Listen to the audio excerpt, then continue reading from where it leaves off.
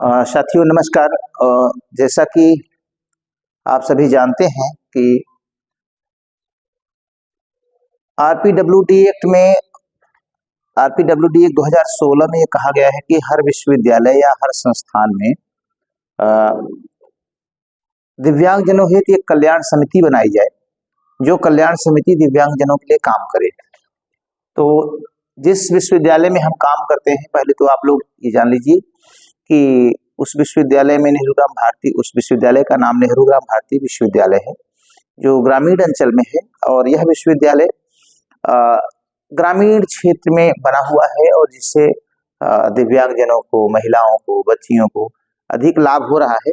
और यह लाभ बच्चों को अधिक हो रहा है और दिव्यांगजनों को भी इसका लाभ हो रहा है। तो हमने विश्वविद्यालय ने मुझे यह अपॉइंट किया कि आप अपना एक दिव्यांगजन सेल बनाइए और दिव्यांगजन सेल में क्या क्या काम किया जा सकता है, क्या क्या हम लोग कर सकते हैं, तो इस पर हम लोग काम करें तो बहुत अच्छा रहेगा। तो हमने इसको अच्छे से बनाने का प्रयास किया है और नेहरूराम भारती विश्वविद्यालय में हमने दिव्यांग कल्याण समिति का गठन किया है। मेरा नाम डॉक्टर दीपक कुमार त्रिपाठी है और जैसा कि आप देख रहे होंगे कि मेरी पिक भी लगी हुई है और आप सभी लोगों को जानकर यह खुशी होगी कि विश्वविद्यालय ने हमको इसके लिए अपॉइंट किया, जिसमें हमने विभिन्न लोगों को समितियों में अपना गठन करके दिव्यांगजन समिति क्या क्या कर सकती है उस पर हम लोगों ने अपना काम किया है। और इसके सबसे मुख्य बिंदु क्या क्या हैं उस पर हम देखना चाहते हैं। सबसे पहले इसमें विश्वविद्यालय का परिचय है और फिर दिव्यांग कल्याण समिति का परिचय है, फिर उसके बाद दिव्यांग कल्याण समिति के लक्ष्यों का वर्णन है, फिर दिव्यांग कल्याण समिति की दृष्टि है, ये क्या सोचती है और यह क्या क्या करना चाहती है, फिर दिव्यांग कल्याण समिति का लक्ष्य क्या है, उस लक्ष्य के बारे में हम थोड़ा जानते हैं, बताने का प्रयास करते हैं।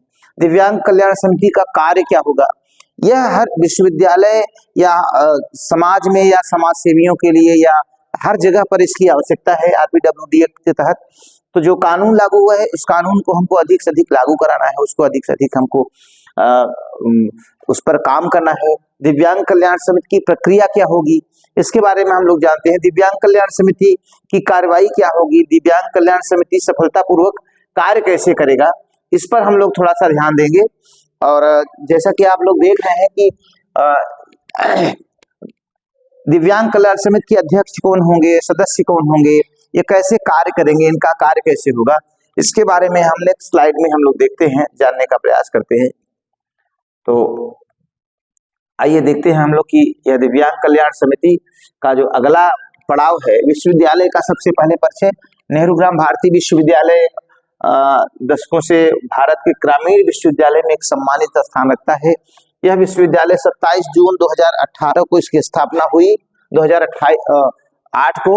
और उत्तर प्रदेश के राज्यों में गंगा तट के जो गंगा का किनारा है उत्तर प्रदेश के राज्य में, इस पर होनहार संस्थानों में से एक ये है।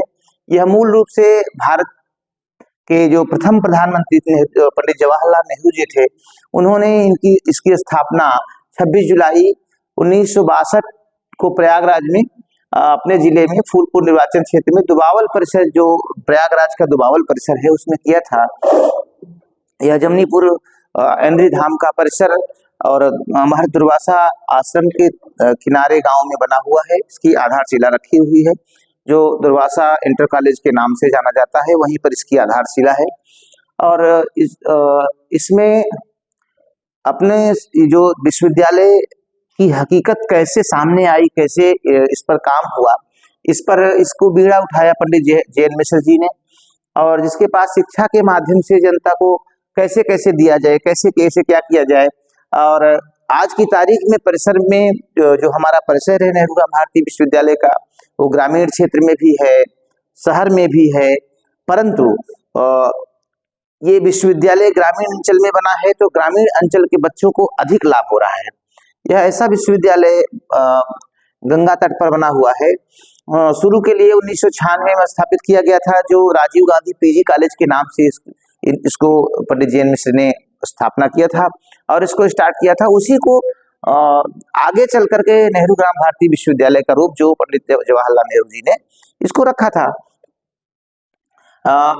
2008-9 Nehru Gram Bharati deem to university में वो डिग्री कॉलेज जो राजीव गांधी पीजी कॉलेज था उसका विलय हो गया और वो Nehru Gram Bharati deem to be university बनी, जो बाद में विश्वविद्यालय अनुदान आयोग के बाद 2008-2009 में मंत्रालय की सिफारिशें जो हमारी की गई, विश्वविद्यालय जो यूजीसी जो सिफारिश करती है कि इसको विश्वविद्यालय, ये विश्वविद्यालय का मानक पूरा करता है, विश्वविद्यालय हो सकता है, तो इसमें एचआरडी ने अपने राजपत्र सूचना के माध्यम से सूचित किया, जिसका नंबर है F942/2005-43 दिनांक 27 जून 2008 को नेहरू ग्राम भारती विश्वविद्यालय मानित विश्वविद्यालय का दर्जा प्राप्त किया। तो ये तो रहा हमारे विश्वविद्यालय के बारे में। जो अब आइए हम लोग ये नेहरू ग्राम भारती विश्वविद्यालय कितने एकड़ में बना हुआ है इसके बारे में भी जानते हैं। ये 6 परिसरों में बना हुआ है जो लगभग 76 एकड़ भूमि को घेरे हुए है और जो लगभग 5 किलोमीटर के दायरे में फैला हुआ है। परिसर इस प्रकार है नेहरू ग्राम भारती, हम कभी आप लोगों को इसकी वीडियोस या ऑडियोस दिखाएंगे, ये हम आपको कि कैसे इसकी वीडियोस में कहाँ चित्र के माध्यम से दिखाएंगे। तो ये इसमें विभिन्न प्रकार के हरे भरे परिसर, प्रशासनिक कार्यालय, केंद्रीय पुस्तकालय, शिक्षा संकाय, कला संकाय, वाणिज्यिक भवन बने हैं, स्नातक, परास्नातक पाठ्यक्रम, कला स्नातक, प्राचीन, राजनीति, फिजिक्स, केमिस्ट्री, जूलॉजी और बैचलर ऑफ एजुकेशन, बीएड। सबसे बड़ी बात इस विश्वविद्यालय में है कि यह विश्वविद्यालय नेहरू ग्राम भारती विश्वविद्यालय जो आज भी इलाहाबाद विश्वविद्यालय जैसे विश्वविद्यालयों में ये कोर्स नहीं चल रहे हैं, परंतु नेहरू ग्राम भारती विश्वविद्यालय प्रयागराज में BEd special education, diploma in special education hearing impairment, BEd special education hearing impairment, MEd special education hearing impairment एवं पीएचडी इन स्पेशल एजुकेशन भी यहाँ पर होती है और डिप्लोमा भी विभिन्न प्रकार के किए जाते हैं, मास्टर ऑफ आर्ट्स, प्राचीन, हिंदी, संस्कृत, अंग्रेजी, मतलब अन्य विषय में श्रवण बाधित बच्चों के लिए जो मैंने बताया बीएड, एमएड एंड डीएड, तो इन विषयों पर भी संचालित है। तो आइए हम लोग और उस पर देखते हैं। तो इसमें सबसे पहले आती है दिव्यांग कल्याण का परिचय। दिव्यांग कल्याण परिचय जो समिति बनी हुई है हमारी, इसके बारे में हम लोग देखते हैं। तो यह दिव्यांग कल्याण जो समिति का परिचय है, यह समान अवसर प्रदान करने के लिए जाना जाता है, उनके अधिकारों सुरक्षा सुनिश्चित करने के लिए उनकी पूर्ण भागीदारी भी इस पे जानी जाती है। जो वातावरण है, जैसे रैंप्स हैं, उनको सुगमता से परीक्षा भवन में पहुंचने के लिए, उनको सुगमता से प्रोक्टोरियल बोर्ड के आई कार्ड बनने के लिए या किसी भी कार्यालय में जाने के लिए उनके लिए रैंप्स बनाए गए हैं। उनके लिए बैटरी चालित रिक्शा भी यहाँ पर दिया गया है। जो रिक्शा निःशुल्क है, वह विश्वविद्यालय के लिए एक अच्छा अवसर है दिव्यांगजनों के लिए। वो किसी भी परिसर में उस रिक्शे पर टोल फ्री नंबर दिया गया है, फोन करके उनको ले जाता है और उनका काम करा के पुनः उन विश्वविद्यालय के जिस परिसर में वो जाना चाहते हैं उसमें चले जाते हैं। शैक्षणिक वर्ष 2022 से नेहरू ग्राम भारती विश्वविद्यालय में दिव्यांग सेल की स्थापना सेल सभी दिव्यांग व्यक्तियों के लिए समान अवसर को सुनिश्चित करने के लिए नीतियों, दिशा निर्देशों के लिए काम करती है। और दिव्यांग व्यक्तियों के लिए यह सेल आरपीडब्ल्यूडी एक्ट अधिनियम 2016 छात्रों को विश्वविद्यालय में किसी प्रकार की असुविधा न हो, इसके लिए बनाया गया है। और यह संतोषजनक वातावरण और आरामदायक सुनिश्चित करने के लिए यह प्रदान करता है। और आगे की बात आती है दिव्यांग कल्याण समिति के लक्ष्यों का विवरण क्या हो सकता है, इनका लक्ष्य क्या है, इस पर भी हम चर्चा करते हैं। तो दिव्यांग व्यक्तियों के लिए उच्च शिक्षा में हमेशा दिव्यांग छात्रों की सेवा करने का प्रयास करेगा, जिसमें एक बेहतर समाज का विकास हो, जिसमें दिव्यांग व्यक्ति फूलते फलते और जिम्मेदार निर्णय लेने वाले, समस्या को हल करने वाले, वह स्वयं को अपने शक्तियों के बारे में जाने कि हमारे क्या अधिकार हैं, हमें क्या कर्तव्य हैं। सिर्फ अधिकार ही नहीं, इसमें कर्तव्य भी बताया गया है कि आपके कर्तव्य भी क्या है, कि विश्वविद्यालय आपके लिए सुविधा दे रहा है तो आपके कर्तव्य भी क्या है, इस पर भी ध्यान आपको देना है। अब अगली बात आती है दिव्यांग कल्याण समिति का जो लक्ष्य है, जो दृष्टि है इसकी, इस पर हम लोग थोड़ा पर चर्चा करते हैं।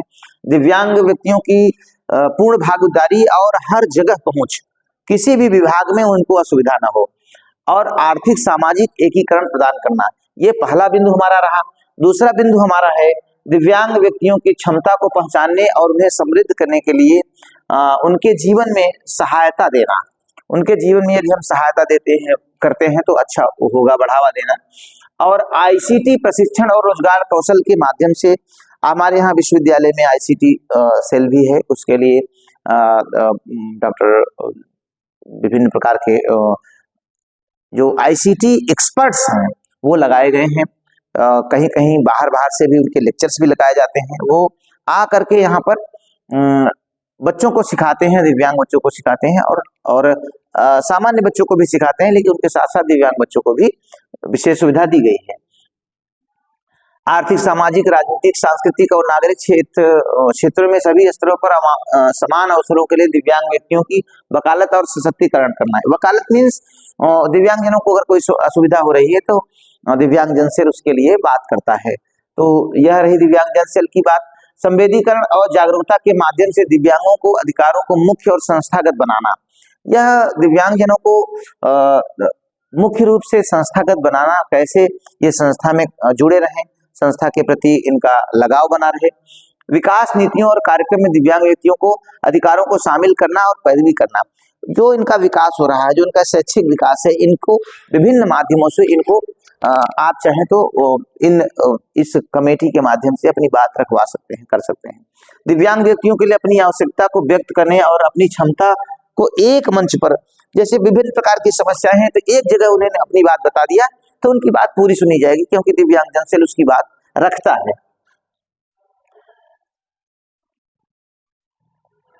अब अगली बात आती है दिव्यांग कल्याण समिति का मिशन जो है, उस मिशन पर हम क्या कर सकते हैं। विभिन्न पाठ्यक्रमों में दिव्यांग व्यक्तियों के लिए प्रवेश की सुविधा, वो कोई भी पाठ्यक्रम हो, दिव्यांग व्यक्तियों के लिए अलग से सुविधा दी गई है।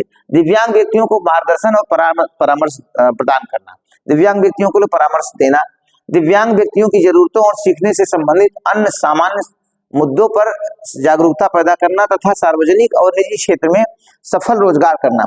वो कैसे सरकारी और गैर सरकारी योजनाओं के बारे में जान सकते हैं, वो कैसे सीख सकते हैं, वो कैसे उनको जानकारी होगी जो आगे बढ़े। वो उपर्युक्त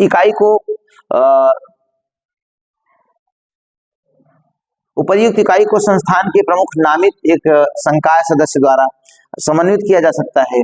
यह सेल दिव्यांग व्यक्तियों के लिए शारीरिक, भावनात्मक, मानसिक, तकनीकी भावनाओं को बढ़ावा देने के लिए उनके जीवन का वर्तमान और भविष्य की चुनौतियों का सामना करने के लिए चलाता है।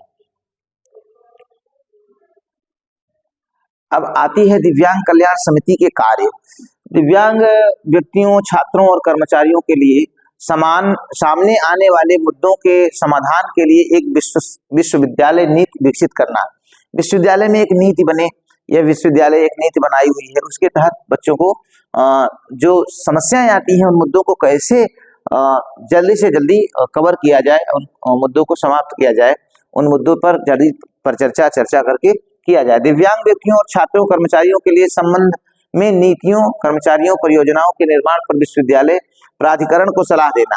विश्वविद्यालय में यदि कोई कमी है तो यह दिव्यांग जन सेल ये बताता है कि ऐसे ऐसे यदि किया जाए तो हम अच्छे से काम कर सकते हैं विश्वविद्यालय, और अच्छे ढंग से दिव्यांगजनों को मुख्य धारा में जोड़ने में सफल रहेगा। संबंधित अधिकारियों, संस्थानों और संगठनों को अलग अलग दिव्यांग व्यक्तियों के मुद्दों को उठाना। जो भी संबंधित कर्मचारी हैं, अधिकारी हैं, उनको विशेष प्रकार की बातें बताना कि ये अभी नई चीजें आई हैं, ये हम अपने बच्चों को दे सकते हैं, दिव्यांगजनों को दे सकते हैं। दिव्यांगजन सेल को ये करना चाहिए। छात्रावासों, पुस्तकालयों, शैक्षिक भवनों, प्रशासनिक भवनों, सड़कों, पैदल रास्तों, जलपान गृह, उद्यानों, शॉपिंग कॉम्प्लेक्स और अन्य सार्वजनिक स्थान पर क्या बाधा मुक्त वातावरण हो सकता है, उस पर चर्चा करना, परिचर्चा करना और उस पर बताना। और यह कदम उठाना, जैसे हम अगर हम सामाजिक स्थान पर जा रहे हैं तो वहां पर देखते हैं रैंप्स नहीं है, दिव्यांगजनों के लिए कोई सुविधा नहीं है, तो वहां हम अपनी बात बता सकते हैं। दिव्यांगजन सेल यह कह सकता है कि हम ऐसे सेल बनाए गए हैं जो दिव्यांगजनों की बात करेंगे, तो हम इस पर भी बात कर सकते हैं, उन्हें बता सकते हैं। इसी क्रम में विश्वविद्यालय के जीवन में दिव्यांग व्यक्तियों को समानता और पूर्ण भागीदारी करने के लिए नीति बनाई गई है। कार्यक्रमों को प्रभाव की निगरानी और मूल्यांकन करना, जो कार्यक्रम चल रहे हैं उनका मूल्यांकन करना, उनको प्रभावी ढंग से बताना कैसे किया जाए, और नए सहायक उपकरणों, सहायक सामग्री, विशेष शिक्षण सामग्री या ऐसी वस्तुओं को विकसित या व्यवस्थित करने की विशेष रूप से दिव्यांग छात्रों को सीखने और बढ़ावा देने के लिए यह कार्य किए जाते हैं। दिव्यांग छात्रों के लिए छात्रवृत्ति या अन्य जितनी भी सरकारी सुविधाएं मिलती हैं, उनको ट्रेनिंग्स है, उनको व्हील चेयर है, उनको एक्सीलेटर है स्टेशनों पे या किसी संस्थान में, बड़े संस्थानों में ये दी जाती हैं, या लिफ्ट की सुविधा नहीं है, सब चीजों के बारे में पीडब्ल्यूडी परिसर में घूमने के लिए मिनी बसें सुविधाएं होनी चाहिए। सभी विभागों से अधिक रैंप, दिव्यांग अनुकूल शौचालय, दिव्यांगजनों के लिए अनुकूलित शौचालय होना चाहिए। ऐसा नहीं कि उन्हें शौचालय प्रयास करना चाहिए कि उनके लिए बाधा मुक्त वातावरण हम स्थापित करेंगे, और यह विश्वविद्यालय करता भी है। विश्वविद्यालय में पीडब्ल्यूडी के लिए भौतिक वातावरण का सुधार, भौतिक वातावरण जो है उसमें आए दिन प्रतिदिन कुछ न कुछ हमारे यहाँ सुधार होता जा रहा है। दिव्यांगजनों से संबंधित मुद्दों पर नियमित रूप से व्याख्यान, सेमिनार, कार्यशाला जो हमारे यहाँ विभिन्न प्रकार से कोर्सों के माध्यम से, अन्य चीजों के माध्यम से आयोजित किया जा रहा है। अब आप देख सकते हैं कि दिव्यांग कल्याण समिति के ये इतने मेंबर्स हैं, और दिव्यांग कल्याण समिति के अध्यक्ष और सदस्यों के साथ बैठक हुई है। इसके बारे में आपको बताया गया है। यह समय समय पर मतदाता जागरूकता रैली और दिव्यांगजनों को कैसे उसमें जोड़ा जाए, आप लोग देख सकते हैं कि यहाँ पर डीन से लेकर सभी लोगों को लेकर के खड़े हुए हैं। आप सभी लोग देख सकते हैं मतदाता जागरूकता रैली, दिव्यांग कल्याण समिति के अध्यक्ष की सहभागिता। तो ये हम लोग चाहें तो नई नई चीजें कर सकते हैं, और यह हम अच्छे से कर सकते हैं। अंतिम बात पर आते हैं, दिव्यांग कल्याण समिति और के अध्यक्ष एवं सदस्यों का परिचय है। मेरा नाम डॉक्टर दीपक कुमार त्रिपाठी है, और मैं इस कल्याण समिति का अध्यक्ष हूँ। और अब इसमें श्रीमती रश्मि मौर्य हैं जो असिस्टेंट प्रोफेसर हैं। आप लोगों को यह जानकर बहुत खुशी होगी, इसमें जितने भी मेंबर्स हैं वो सभी दिव्यांग हैं, और ये रामलाल जी हैं और ये रविकरण जी हैं, ये दोनों लोग क्लर्क हैं। और इसमें यही नहीं कि विश्वविद्यालय के सिर्फ हमारे टीचर्स ही हैं, ऐसा नहीं है, हमारे अन्य स्टाफ हैं, ऐसा कुछ नहीं है। ये इसमें हमने बच्चों को भी रखा है जिससे उनमें भेदभाव की भावना न आए, टीचर्स या बच्चे भी भेदभाव की भावना न समझें। तो इसमें अजीत कुमार हैं, शोधार्थी हैं जो विशेष शिक्षा स्पेशल एजुकेशन से हैं, ये ज्योति मैडम हैं जो हमारे यहाँ एमएड की छात्रा हैं। तो ये सब लोग हैं। तो हमने इसलिए आप लोगों को आज बताया कि दिव्यांगजन सेल हर जगह होना चाहिए। दिव्यांगजन सेल के लिए यूजीसी ने बहुत सारे मानक बनाए हैं, बहुत सारे वो बनाए हुए हैं। तो ये सब चीज हम लोगों को करना चाहिए। और इसी के साथ हम अपनी वाणी को विराम देते हैं। फिर मिलते हैं कल नेक्स्ट वीडियो में, एक नए वीडियो के साथ, एक नए ऊर्जा के साथ। आप सभी को बहुत बहुत धन्यवाद।